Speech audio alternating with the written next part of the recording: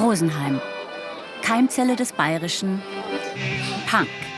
Junge Menschen, die die Straße erobert haben, sich nicht verstecken. Ein Bürgerschreck. Weil es einfach so schlampig wirken und das ist ja so ein schöner Platz hier. Sie könnten sich sonst woanders hin verziehen, aber nicht ausgerechnet sozusagen in der guten Stube von Rosenheim. Eine gute Nachricht. Heute lungern in Rosenheim Punks aus der ganzen Welt rum. Pussy Riot. Sie schnuppern gerne Landluft.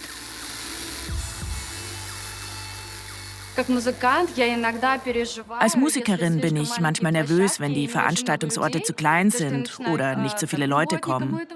Ich zweifle kurz, braucht jemand noch Punk?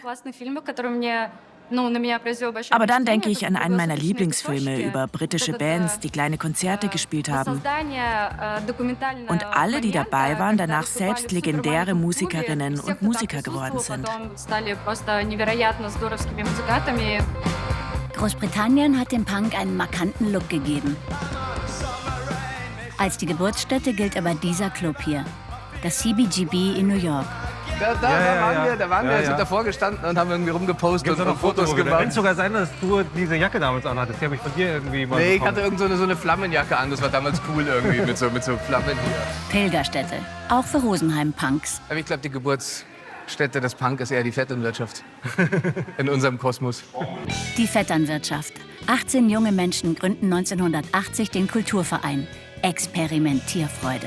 Als allererstes haben wir uns Rote Rüben genannt. Das war so die Zeit 96 damals im Keller bei unserem Gitarristen. Der Vater war Polizist, hat auf Nachtdienst gearbeitet. Der Endgegner war oft eigentlich auch schon die Staatsgewalt. Aber dann durften wir das nicht so laut machen jetzt, weil die Staatsgewalt oben gerade schläft. Die erste Regel des Punk, do it yourself, wird ernst genommen. Die Qualität sorgt für Verwirrung. Wer wird diesen Krach verkaufen wollen? Wir haben dann ja auch unsere ersten Kassette halt aufgenommen, also indem wir halt einfach den Kassettenrekorder hingestellt haben und gespielt haben. Und dann haben wir die halt hingebracht und wurden dann irgendwie angerufen, ob wir denn die Tapes verwechselt hätten oder sowas. Genau. Und wir waren etwas gekränkt. Ich kann mich erinnern, wir waren etwas gekränkt, aber wir haben natürlich gesagt, ja klar, das ist unsere Aufnahme. Genau. Und die dann natürlich wiederum hat dann die Heidi halt im Bebop verkauft.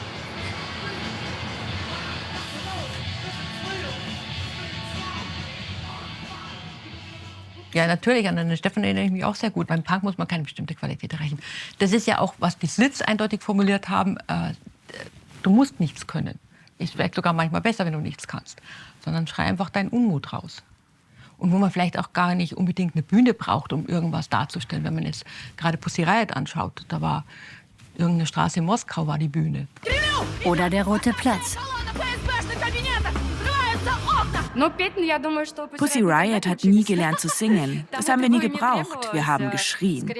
Ja, wir hatten manchmal Instrumente dabei, aber es war sowieso unmöglich, ein richtiges illegales Konzert zu spielen. Trotzdem waren die Verfolgungen nicht so allgegenwärtig und drastisch wie heute. Gerade wurde ein neues Verfahren gegen uns eingeleitet. Mir werden sogenannte Fakes vorgeworfen.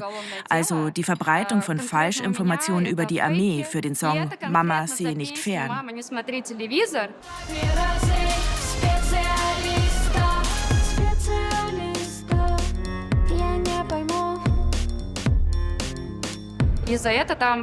Dafür drohen mir in Russland bis zu 10 Jahre Haft. Nur für diesen Song. Obwohl ich in Russland nicht lebe, keine Aktionen dort mache, sondern nur Musik veröffentliche, ist es für mich viel gefährlicher geworden. Punk sein, Anti sein, das war schon immer mit Risiken verbunden. Man kann auch nichts zu irgendwas Anti sein, ohne nicht für was anderes zu sein. Wir waren auch sehr für mehr Miteinander, für mehr Kreativität, für mehr Gestaltungsspielraum auch, für mehr Offenheit zueinander. Wir haben uns eigentlich gefreut, dass endlich mal einer das irgendwie ausdrückt, was wir so empfunden haben. Zu der Zeit war ja auch politisch das äußerst schwierig. Hoyerswerda war. Es gab einen Brandanschlag hier in der nächsten Stadt gegen ein Hotel mit Geflüchteten. Und dann war man wirklich froh, wenn dann das irgendwie hier in Worte gefasst wurde, was man so gefühlt hat und ja nicht so ausdrücken konnte.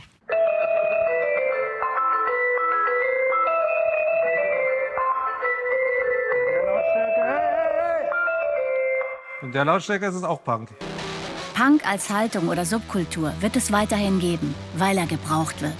Der trotzige Punk-Slogan No Future Ausgerechnet er ist zukunftsweisend, weil er gegen den Stillstand ist. Die Zeit ist bedrohlich. Deswegen brauchen wir eine waghalsige Musik, wütende Musik. Nicht aggressive, sondern wütende. Wir müssen uns Zähne wachsen lassen, um zurückbeißen zu können. Jetzt müssen wir uns wieder daran erinnern, was Do-it-yourself und Do-it-together eigentlich bedeutet. Was es bedeutet, eine Community zu bilden und Protest durch die Musik, durch jede Kunstform auszudrücken.